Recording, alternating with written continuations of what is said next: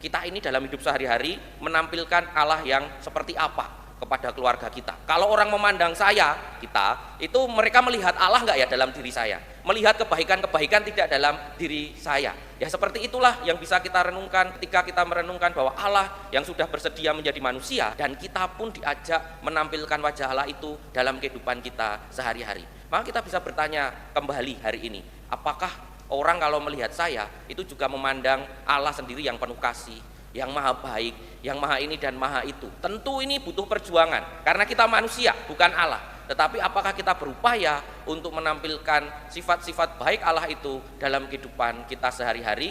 Ataukah orang kalau melihat kita itu malah melihat seperti Allah yang pemarah dan lain sebagainya? Tentu itu hal yang bisa kita renungkan bersama. Maka mari kita hening sejenak bertanya, apakah kalau orang melihat saya itu mereka bisa melihat kasih Allah dalam hidup mereka?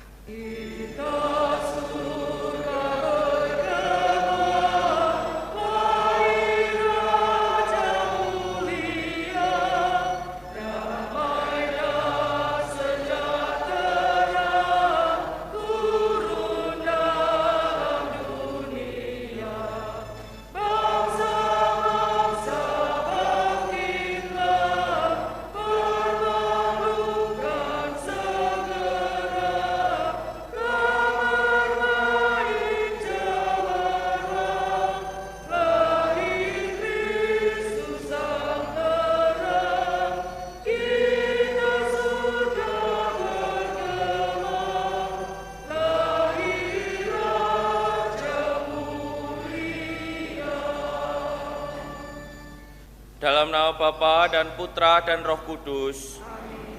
Tuhan bersamamu. Para Romo, Bruder, Suster, Bapak, Ibu, dan saudara-saudari yang terkasih dalam Tuhan, selamat pagi dan berkah dalam. Pagi hari ini kita berkumpul merayakan Ekaristi pada hari khusus Oktav Natal tanggal 31 Desember. Kita diajak untuk bisa menghadirkan Allah dalam kehidupan kita sehari-hari. Kita awali dengan hening sejenak dan mengakui dosa kita. Saya mengaku kepada Allah yang Maha Kuasa dan kepada saudara sekalian bahwa saya telah berdosa dengan pikiran dan perkataan, dengan perbuatan dan kelalaian. Saya berdosa, saya sungguh berdosa. Oleh sebab itu saya mohon kepada Santa Perawan Maria, kepada para malaikat dan orang kudus, dan kepada saudara sekalian, supaya mendoakan saya pada Allah Tuhan kita. Semoga Allah yang Maha Kuasa mengasihani kita, mengampuni dosa-dosa kita, dan menghantar kita ke hidup yang kekal. Marilah berdoa. Allah Bapa Maha Kuasa dan Kekal, Engkau menghendaki kelahiran Yesus Kristus Putramu menjadi dasar dan puncak iman kepercayaan kami. Bantulah kami agar dapat bersatu dengan Dia, sebab Dialah penyelamat umat manusia. Dialah Yesus Kristus Tuhan dan pengantara kami, yang hidup dan berkuasa bersama Dikau dan Roh Kudus, Allah kini dan sepanjang segala masa. Amin. Pembacaan dari surat pertama Rasul Yohanes. Anak-anakku, waktu ini adalah waktu yang terakhir, dan seperti yang telah kamu dengar, seorang antikristus akan datang. Bahkan sekarang telah bangkit banyak antikristus. Itulah tandanya bahwa waktu ini benar-benar waktu yang terakhir. Memang mereka berasal dari antara kita, tetapi mereka tidak bersungguh-sungguh termasuk pada kita. Sebab jika mereka bersungguh-sungguh termasuk pada kita, niscaya mereka tetap bersama-sama kita. Tetapi hal itu terjadi supaya menjadi nyata bahwa tidak semua orang sungguh termasuk pada kita. Tetapi kamu telah beroleh pengurapan dari Yang Kudus, dan dengan demikian kamu semua dianugerahi pengetahuan. Aku menulis kepadamu bukan karena kamu tidak mengetahui kebenaran, tetapi justru karena kamu mengetahuinya, dan karena kamu juga mengetahui bahwa tidak ada dusta yang berasal dari kebenaran. Demikianlah sabda Tuhan. Syukur kepada Allah. Mazmur tanggapan. Biarlah langit bersukacita dan bumi bersorak-sorai. Biarlah langit bersukacita dan bumi bersorak-sorai. Nyanyikanlah lagu baru bagi Tuhan, menyanyilah bagi Tuhan, hai seluruh bumi. Menyanyilah bagi Tuhan, pujilah namanya, kabarkanlah dari hari ke hari keselamatan yang datang daripadanya. Biarlah langit bersukacita dan bumi bersorak-sorai. Biarlah langit bersukacita dan bumi bersorak-sorai. Biar gemuruhlah laut serta segala isinya. Biarlah beria-ria padang dan segala yang ada di atasnya, dan segala pohon di hutan bersorak-sorai. Biarlah langit bersukacita dan bumi bersorak-sorai.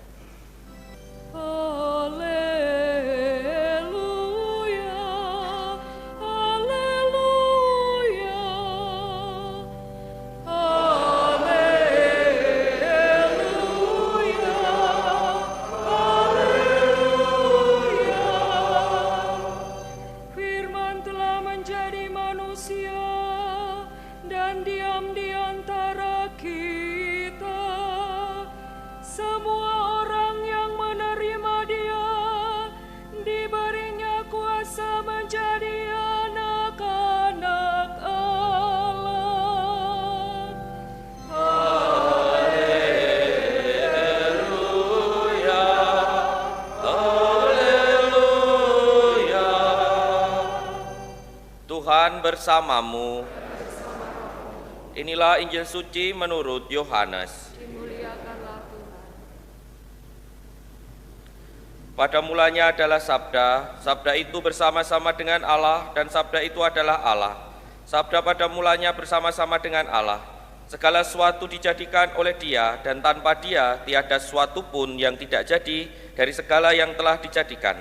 Dalam Dia ada hidup, dan hidup itu adalah terang manusia. Terang itu bercahaya dalam kegelapan, dan kegelapan tidak menguasainya.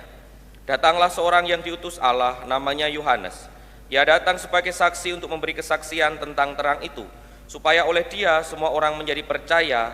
Ia bukan terang itu, tetapi ia harus memberi kesaksian tentang terang itu. Terang yang sesungguhnya yang menerangi setiap orang sedang datang ke dunia.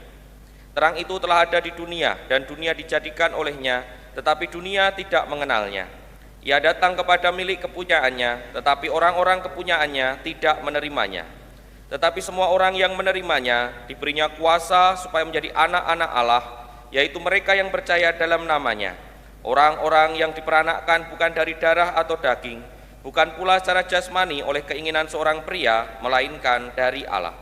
Sabda itu telah menjadi manusia dan diam di antara kita, dan kita telah melihat kemuliaannya, yaitu kemuliaan yang diberikan kepadanya sebagai putra tunggal Bapa, penuh kasih karunia dan kebenaran. Tentang Dia Yohanes memberi kesaksian dan berseru, katanya, inilah Dia yang kumaksudkan ketika aku berkata, kemudian daripadaku akan datang Dia yang telah mendahului aku, sebab Dia telah ada sebelum aku. Karena dari kepenuhannya kita semua telah menerima kasih karunia, sebab hukum Taurat diberikan oleh Musa, tetapi kasih karunia dan kebenaran datang dari Yesus Kristus. Tidak seorang pun pernah melihat Allah, tetapi Putra Tunggal Allah yang ada di pangkuan Bapa, Dialah yang menyatakannya. Demikianlah sabda Tuhan, terpujilah Kristus. Pak Romo, Bruder, Suster, Bapak Ibu, dan saudara-saudari yang terkasih dalam Tuhan, bacaan Injil yang kita dengarkan pagi ini adalah prolog dari Injil Yohanes atau pembuka dari Injil Yohanes.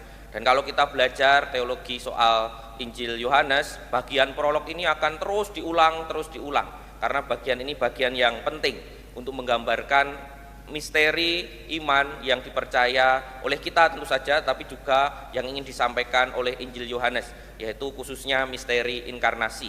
Walaupun di situ juga ada macam-macam keselamatan dari Yesus, kemudian soal Yesus berdasarkan perjanjian lama, macam-macam. Tetapi yang bisa kita lihat secara nyata adalah soal misteri inkarnasi, Allah yang menjadi manusia, yang tentu sudah kita renungkan kemarin pada hari raya Natal ketika Yesus menjadi bayi, Allah yang mengambil rupa manusia untuk menyelamatkan kita. Tapi yang paling penting bagi kita adalah bahwa dengan Allah menjadi manusia itu berarti kabar gembira untuk kita, Maka Natal itu kan seringkali kabar gembira untuk kita. Kenapa? Karena kita jadi mengenal Allah yang sebelumnya jauh, sekarang menjadi dekat, yang tidak kelihatan menjadi kelihatan, dan kita bisa tahu sifat-sifat Allah melalui diri Yesus Kristus. Teologi itu kalau mau dijabarkan bisa panjang, bisa 1 semester mungkin kita belajar itu. Tetapi yang paling penting adalah karena kita mengenal Allah dan kita diberikan kesempatan untuk dekat dengan Allah, kita pun juga punya kesempatan diangkat menjadi anak-anak Allah. Itu juga penting sekali. Mengapa? Karena sebelumnya kita memandang Allah yang jauh sekali, sekarang kita bisa diangkat menjadi anak-anak Allah. Itu sebuah relasi yang sungguh dekat antara anak dengan bapaknya. Dan karena kita punya peluang untuk diangkat menjadi anak-anak Allah, kita pun juga bisa mempunyai keilahian seperti Allah sendiri, seperti Yesus Kristus. Bukan mempunyai, tapi mungkin ngicipi keilahian yang dari Allah itu. Dan itu perlu kita laksanakan dalam kehidupan kita sehari-hari. Maka dalam perayaan Natal kemarin saya akan bertanya, kita ini dalam hidup sehari-hari menampilkan Allah yang seperti apa kepada keluarga kita? Kalau orang memandang kita, itu mereka melihat Allah enggak ya dalam diri saya? Melihat kebaikan-kebaikan tidak dalam diri saya. Ya seperti itulah yang bisa kita renungkan ketika kita merenungkan bahwa Allah yang sudah bersedia menjadi manusia, dan kita pun diajak menampilkan wajah Allah itu dalam kehidupan kita sehari-hari. Maka kita bisa bertanya kembali hari ini, apakah orang kalau melihat saya itu juga memandang Allah sendiri yang penuh kasih, yang maha baik, yang maha ini dan maha itu? Tentu ini butuh perjuangan karena kita manusia bukan Allah. Tetapi apakah kita berupaya untuk menampilkan sifat-sifat baik Allah itu dalam kehidupan kita sehari-hari? Ataukah orang kalau melihat kita itu malah melihat seperti Allah yang pemarah dan lain sebagainya? Tentu itu hal yang bisa kita renungkan bersama. Maka mari kita hening sejenak bertanya, apakah kalau orang melihat saya itu mereka bisa melihat kasih Allah dalam hidup mereka? Kita hening sejenak. Marilah menyatakan misteri iman kita. Wafat-Mu Tuhan kami wartakan,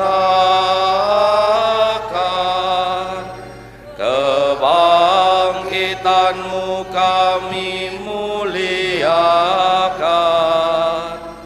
hingga Engkau datang. Allah telah mengutus Putra Tunggal-Nya ke dunia agar kita dapat hidup demi Dia. Marilah berdoa. Allah Bapa Maha Kudus di surga, berkat sabda-Mu segala sesuatu tercipta. Kami mohon dampingilah kami dan tetaplah mencipta, sebab sabda-Mu merupakan santapan bagi kami. Demi Kristus Tuhan dan pengantara kami. Amin. Terima kasih atas kebersamaan kita pada perayaan Ekaristi pagi hari ini. Mari kita mohon berkat Tuhan untuk perjuangan hidup harian kita. Kita hening sejenak.